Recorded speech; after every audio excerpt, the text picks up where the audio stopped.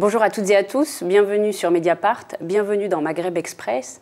Longtemps réduite à l'anecdotique ou carrément enterrée, la sexualité dans les empires coloniaux et la domination des corps sont aujourd'hui des sujets de recherche majeurs. Jamais ces questions, ces héritages n'avaient fait autant débat dans nos sociétés. Il y a un an paraissait un livre qui créait une immense polémique, Sexe, race et colonie, non pas par le sujet qu'il abordait, mais par les photos qu'il contenait. Un an plus tard, une cinquantaine de chercheurs, qui ont pour la plupart contribué à cet ouvrage-là, reviennent avec un nouvel ouvrage, cette fois-ci « Sexualité, identité et corps colonisés » aux éditions du CNRS. C'est l'occasion de mesurer à nouveau l'impact actuel de la domination coloniale et sexuelle sur les imaginaires dans nos sociétés, les sociétés jadis colonisées comme les sociétés occidentales, notamment au Maghreb. Nous allons battre en brèche les clichés et les fantasmes qui remontent à cette période avec nos deux invités, deux historiennes engagées, deux féministes qui ont participé à cet ouvrage. Christelle Tarot, bonjour. Bonjour. Vous êtes la co-directrice de cet ouvrage, comme vous avez été également la co-directrice de Sexe, race et colonie qui avait été publié aux éditions La Découverte. Vous êtes spécialiste de l'histoire des femmes, du genre et des sexualités, en particulier au Maghreb, et bien sûr en contexte colonial. Naïma Yahi, bonjour. Bonjour. Vous êtes également historienne, et vous, l'une de vos spécialités, ce sont les musiques maghrébines. Vous êtes d'ailleurs titulaire d'un doctorat qui porte sur l'histoire culturelle des artistes algériens en France. Avant de plonger dans le vif de ce livre, j'aimerais qu'on revienne sur cette polémique qui a emporté il y a un an le monde de la recherche autour de Sexe, race et colonie.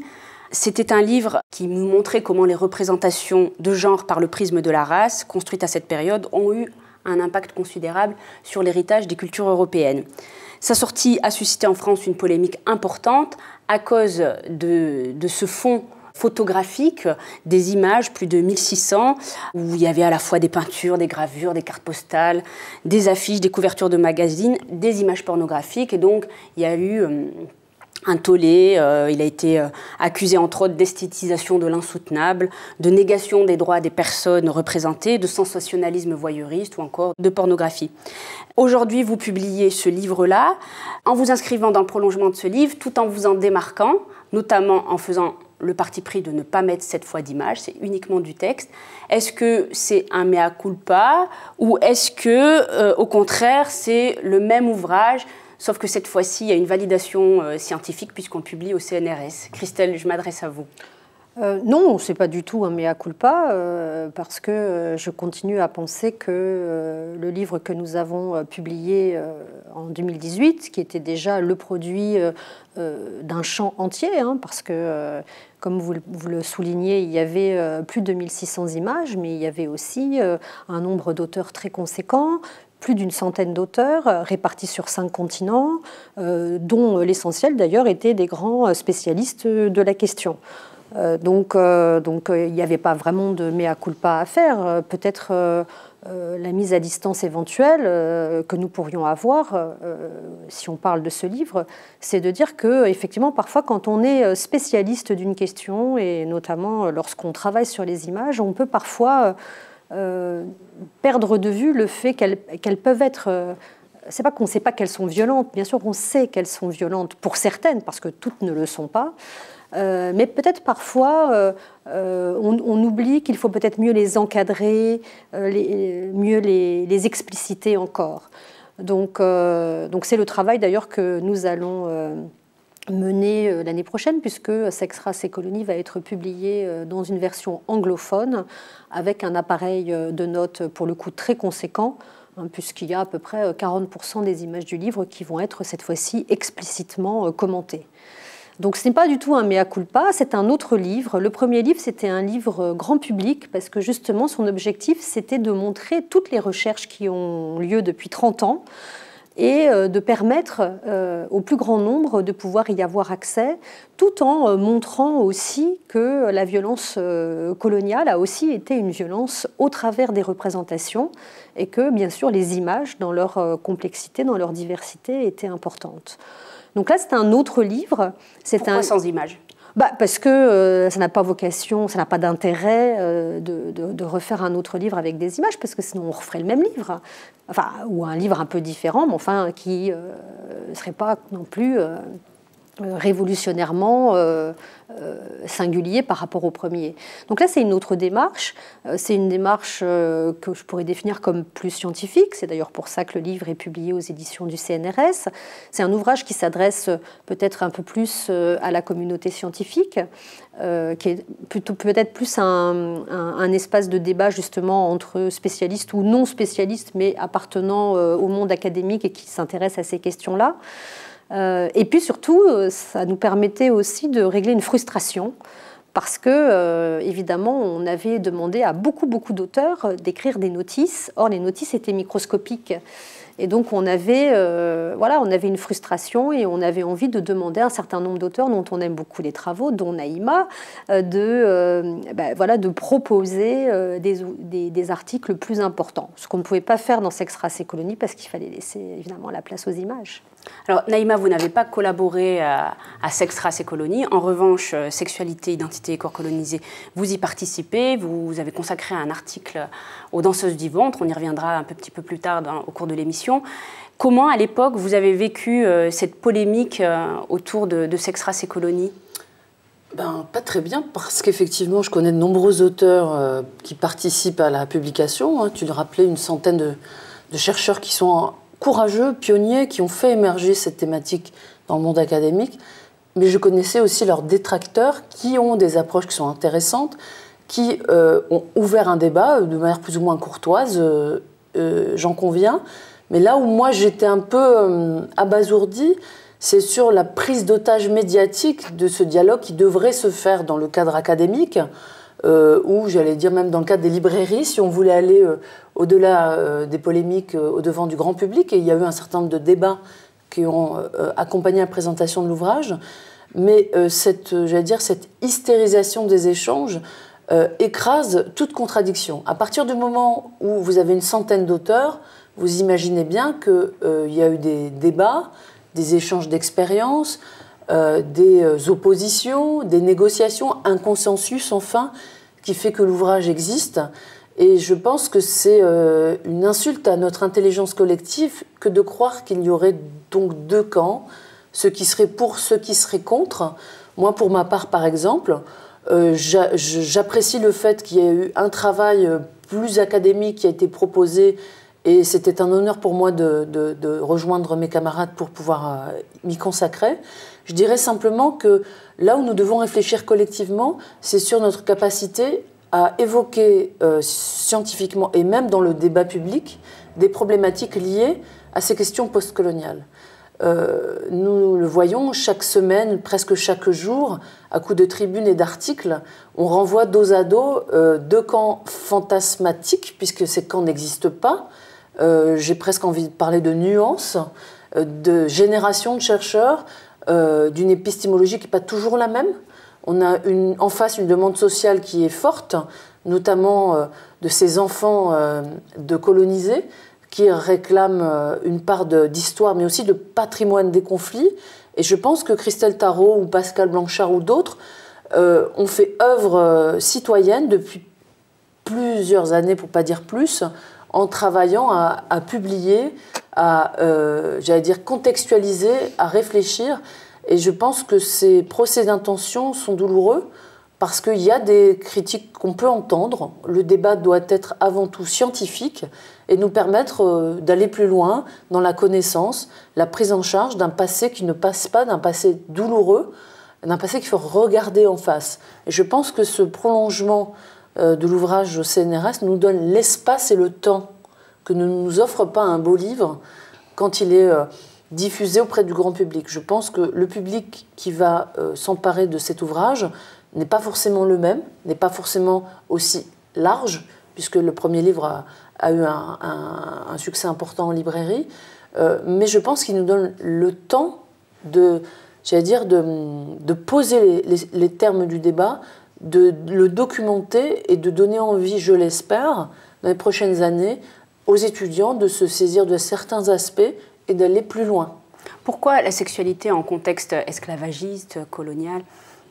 postcoloniale reste aussi difficile et sensible alors que c'est quelque chose de fondamental pour analyser et comprendre nos sociétés? Je crois que parce que beaucoup de gens, des individus, des groupes et même des sociétés entières, imaginent que la sexualité, c'est quelque chose de privé, d'intime et de préservé. Que ça nous appartient et que donc lorsque c'est jeté sur la place publique, eh bien ça renvoie soit à des choses qu'on n'a pas envie de montrer, soit à des choses qu'on veut au contraire préserver parce qu'on les pense très importantes. Mais je crois que c'est une erreur tout à fait fondamentale, parce que la sexualité n'a rien de privé. La sexualité est puissamment politique, c'est un enjeu majeur du pouvoir et de la domination, depuis toujours. Depuis toujours. Depuis l'histoire ancienne et probablement même avant, depuis les sociétés proto-historiques et même préhistoriques, la sexualité, parce qu'elle est liée notamment à la reproduction, a été un enjeu majeur de pouvoir. Or, le pouvoir, il a été, dès l'origine, accaparé par les hommes. Donc, en fait, la sexualité, c'est un enjeu très important de rivalité entre les hommes. Et évidemment, le véhicule de cette rivalité, en général, ce sont bien sûr les femmes. Donc, c'est quelque chose qui est absolument central. Et lorsqu'on travaille sur un domaine lié à la sexualité, prenons la prostitution, on s'aperçoit que la prostitution, elle n'est pas périphérique, marginale, mais qu'elle est au cœur de la société et qu'en fait, elle intéresse tous les domaines. C'est-à-dire que lorsqu'on est historienne de la prostitution, on est forcément dans l'intersectionnalité parce qu'on doit faire de l'histoire politique, de l'histoire économique, de l'histoire sociale, de l'histoire des représentations, de l'histoire de l'intimité, de l'histoire de l'urbanisme et de la ville, etc., etc. Donc, voilà, donc il y a cette tension inhérente, je pense, à ce sujet de recherche qui consiste à penser que c'est ce qui est le plus intime et le plus privé en nous. Et encore une fois, je pense que c'est une erreur extrêmement importante. Le parti pris du livre est de l'avoir construit en plusieurs thématiques, et non pas en prenant un fil chronologique. 5 parties, chacune axée sur un thème. Une première partie concentrée sur les discours, les fantasmes, les imaginaires. Une autre sur sexualité, prostitution, corps.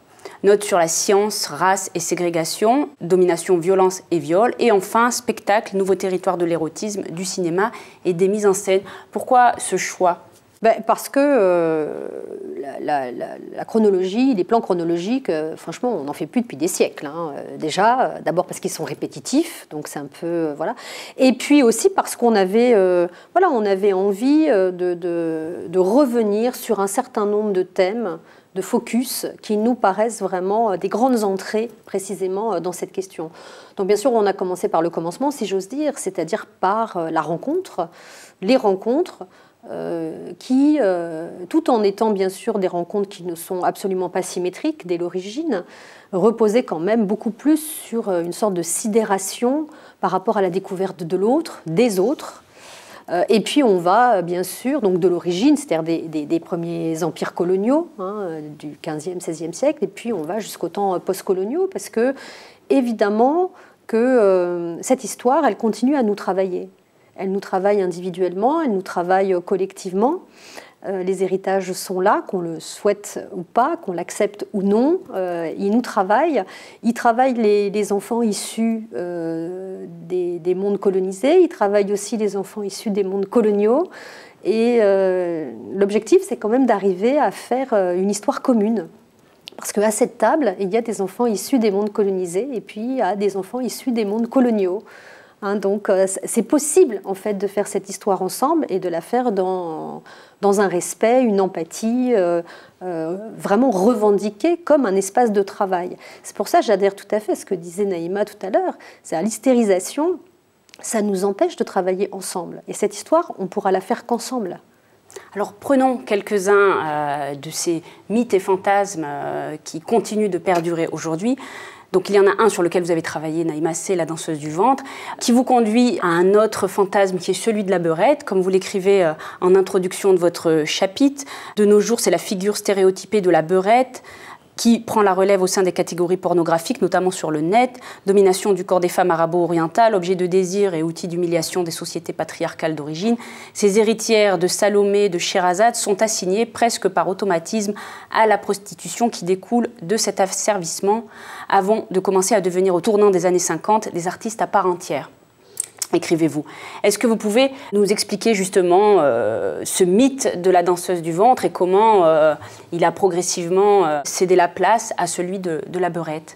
Oui, le thème pourrait paraître trivial. Aujourd'hui, nombreux et nombreuses sont ceux qui prennent des cours de danse du ventre, orientale ou autre, et qui n'y voient aucun inconvénient, ni aucune, j'allais dire, aucune dimension péjorative, mais plutôt une forme d'expression un peu sexy de la danse aujourd'hui.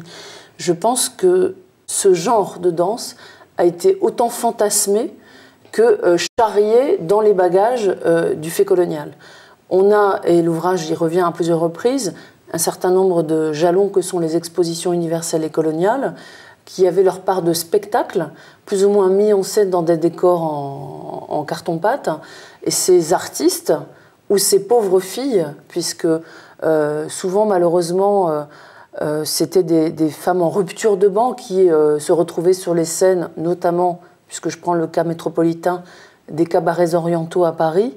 Et cette gémellité avec la question de la prostitution, et Christelle y reviendra, est une réalité pour ces femmes, qu'on pourrait qualifier plus tard d'artistes, qui vont d'abord répondre à ce besoin d'exotisme et d'Orient fantasmé, dans le cadre de ces spectacles assez hallucinants qui vont avoir lieu de manière assez récurrente de la fin du 19e au début du 20e, et ensuite de manière figée dans ce carré d'or qu'est le quartier latin, et ces nuits parisiennes popularisées par les cabarets qui fermaient leurs portes en début de soirée pour des nuits blanches prisées par le tout Paris. Le cabaret préféré de François Mitterrand, c'était le El Jazaïr. Certaines de ces danseuses, comme Sherazade, bien sûr ce n'est pas son vrai prénom, que j'ai eu le plaisir d'interviewer, nous racontent les mœurs, le profil sociologique des filles qui faisaient la vie, me dit-elle, pour ne pas dire autre chose, et qui étaient aussi des vedettes. Et ce vedettariat un peu tardif de ces danseuses du ventre fait suite à d'autres qui les ont précédées et qui ont marqué la chronologie de ces spectacles qui sont présents dans la peinture, dans la littérature, le cinéma. Et c'était intéressant que dans l'ouvrage, on évoque la dimension culturelle de ces imaginaires. Et je pense effectivement que cet héritage sur le corps des femmes arabo-berbères en France est une réalité jusqu'à ces travaux plus récents qui portent sur la figure de la beurette, cette catégorie pornographique qui écrase ce label et qui aujourd'hui est une réalité qu'on pourrait appliquer à d'autres catégories diasporiques, femmes asiatiques, noires, etc.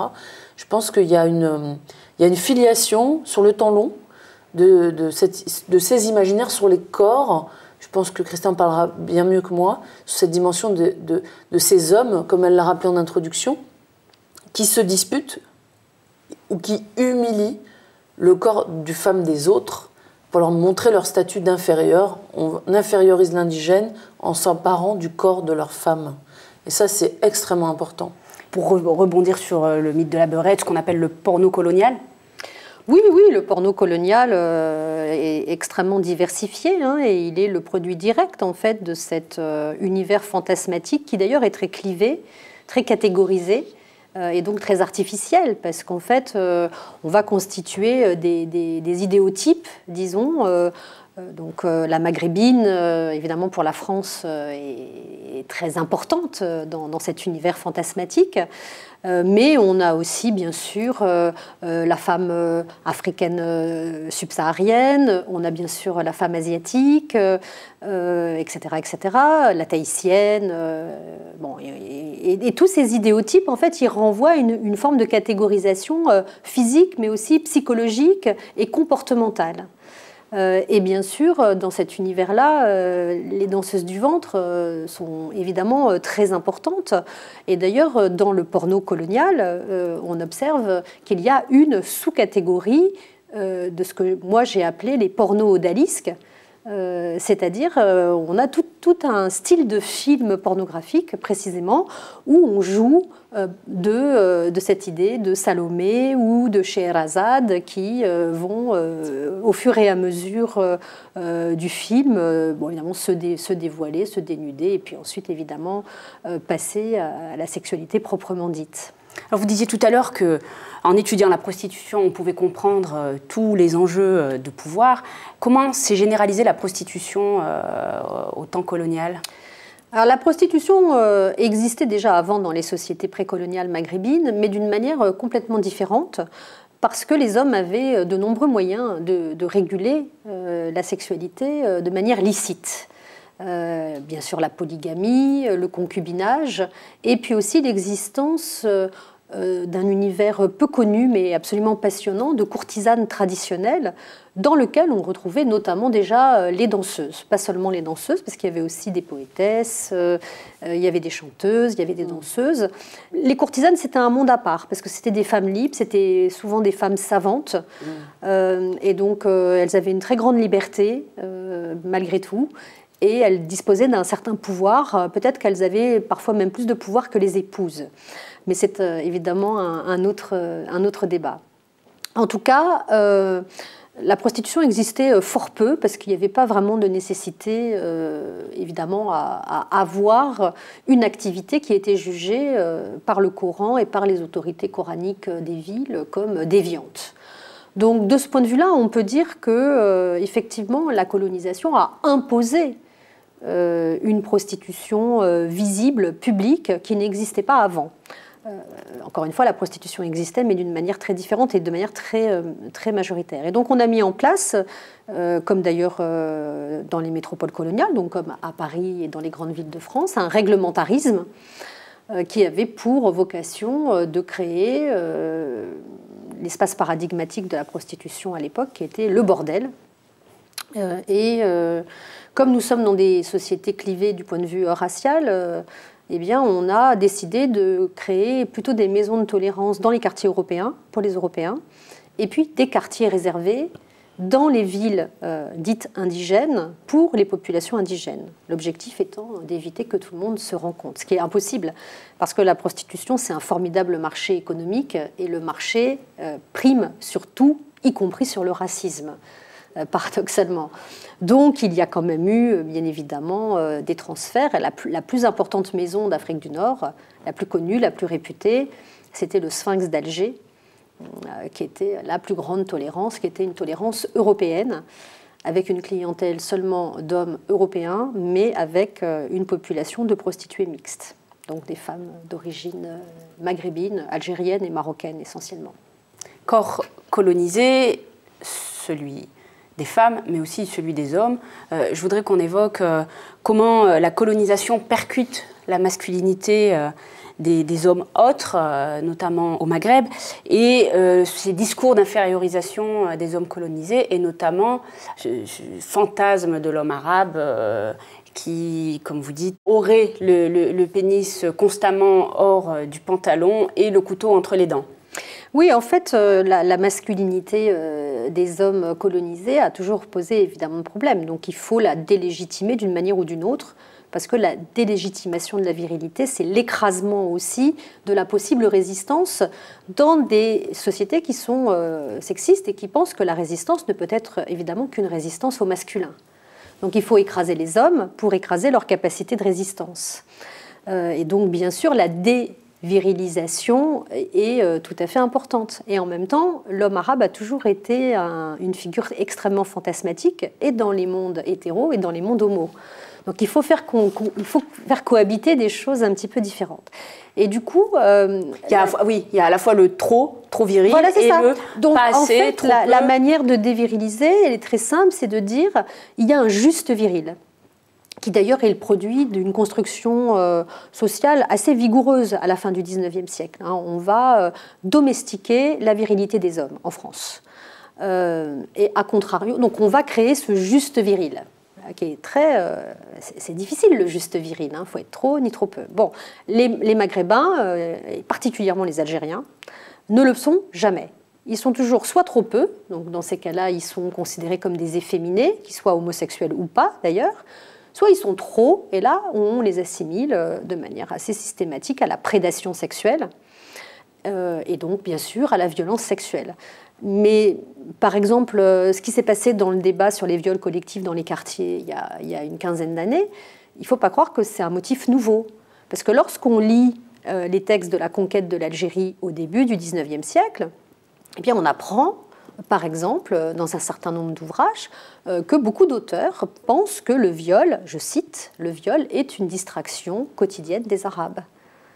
Donc cette idée de prédateur sexuel, évidemment, est extrêmement véhiculée, médiatisée, et je dirais d'autant plus, puisque son objectif aussi, c'est de faire peur aux femmes qui ne doivent absolument pas entrer en interaction avec ces hommes-là, donc aux femmes européennes dans les contextes coloniaux et puis aux femmes métropolitaines ici en France. On a le même phénomène sur ce qu'on appelait les Sidi, donc ces ouvriers algériens des années 30 qui viennent de plus en plus s'installer en métropole, qui sont tantôt soumis, tantôt pas aux politiques migratoires, puisqu'ils sont français, de fait. Et on a cette figure qui se construit à l'opposé du grand dadais sympathique et le tirailleur sénégalais, etc. On a cet homme qui est censé être fourbe, violent, voleur et surtout violeur.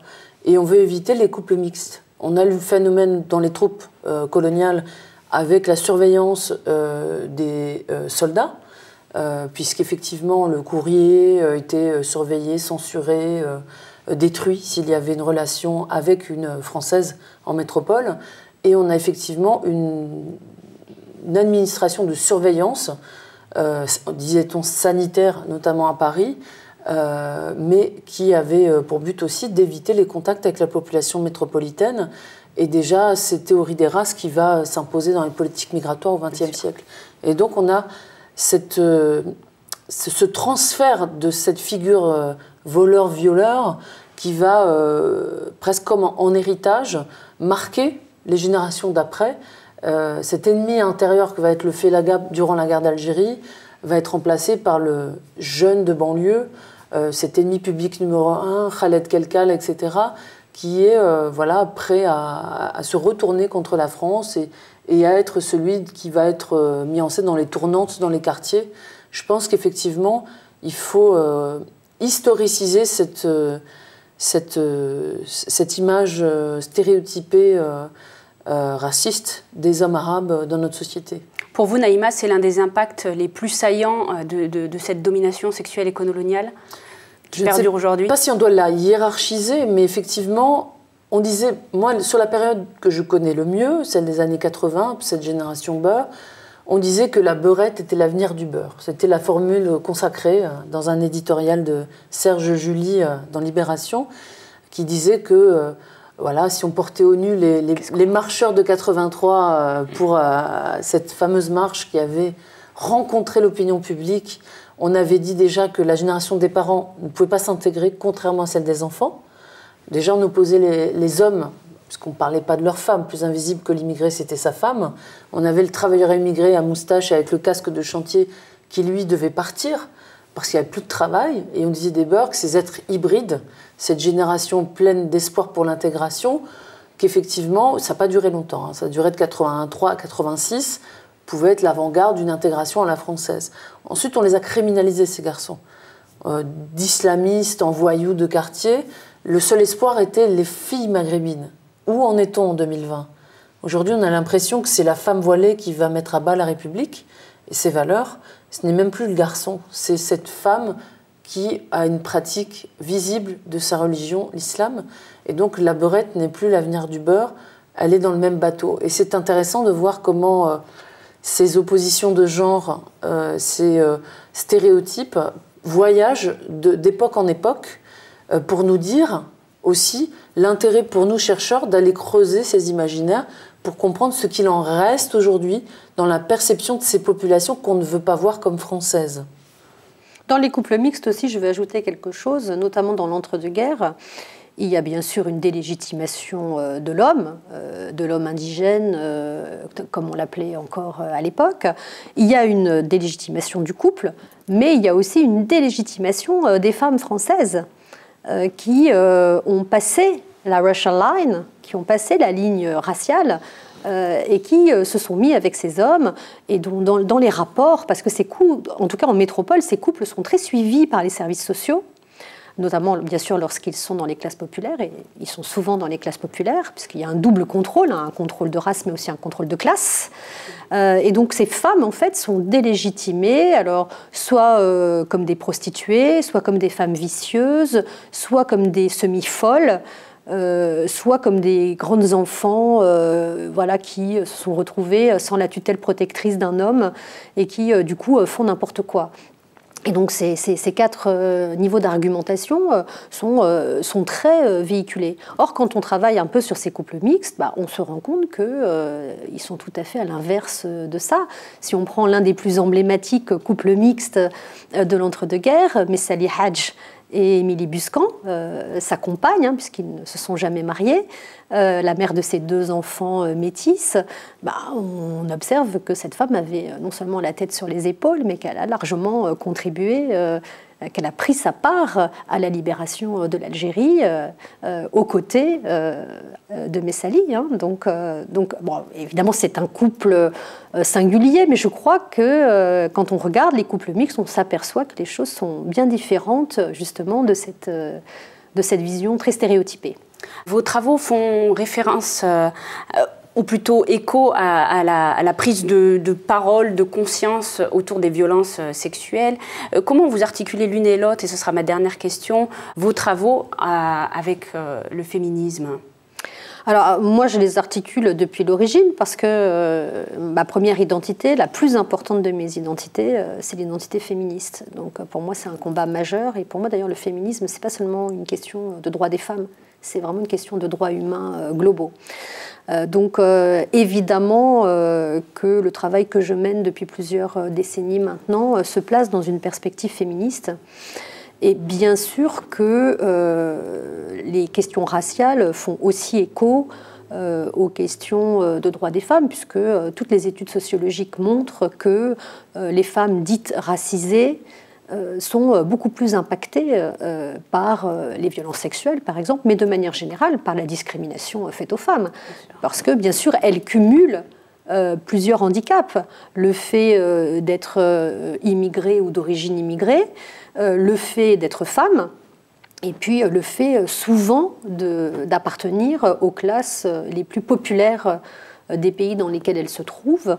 Et donc, ne serait-ce que cette triple discrimination fait que ce sont des femmes qui sont évidemment soumises à plus de violence. Mais j'insiste sur le fait que la violence sexuelle est aussi plus importante. C'est-à-dire qu'une femme maghrébine ou d'origine maghrébine en France a plus de chances d'être harcelée dans la rue, d'être violée que d'autres catégories de femmes. Parce que tout cet univers fantasmatique dont on a discuté travaille aussi les mentalités et font que les hommes ont tendance à penser que ces femmes sont plus accessibles sexuellement peut-être que d'autres.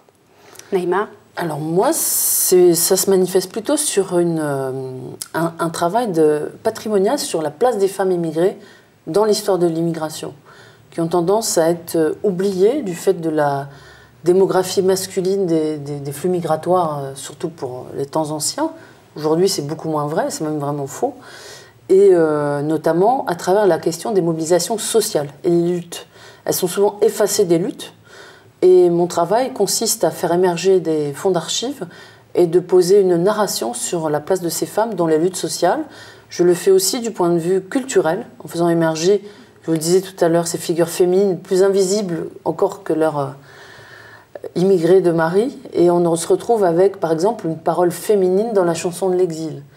Et une dernière anecdote par rapport à ce que disait Christelle, si les couples mixtes angoissent les services sociaux, les couples mixtes, du point de vue des sociétés d'origine, les angoissent également sur la question de la dilution des mœurs, la rupture avec le collectif qui est le village, la famille et autres.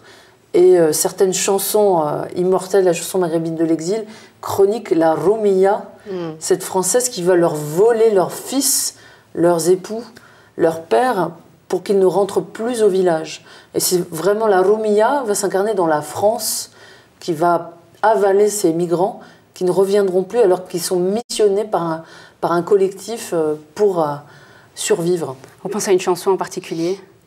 Oui, je peux chanter, mais... oui, chante. Non, il y a une chanson très connue des mamans immigrées qui s'appelle Ya Rabbi Seydi, une chanson de Noura qui dit, en ces termes, je vais le dire en français, « Oh mon Dieu, qu'ai-je fait pour mériter cela? J'ai élevé mon fils de mes mains et c'est la fille de la Française qui me l'a pris. » Cette chanson, c'est une adaptation d'une autre chanson beaucoup plus ancienne qui tenait le même discours, mais ce n'était plus la fille de la Française qui prenait les fils, c'était les autorités françaises. C'était une chanson qui a été écrite sur la conscription de 1912 et le départ pour le front en 14. Et ce n'était plus l'institution militaire qui prenait les fils, c'était donc les belles françaises, les concubines, qui peuplent les chansons de l'exil et qui sont les rivales amoureuses des femmes laissées au village. Merci Naïma, merci Christelle. Merci à vous. Je rappelle, Sexualité, Identité et Corps colonisés, c'est aux éditions du CNRS. À très bientôt pour un nouveau numéro de Maghreb Express sur Mediapart.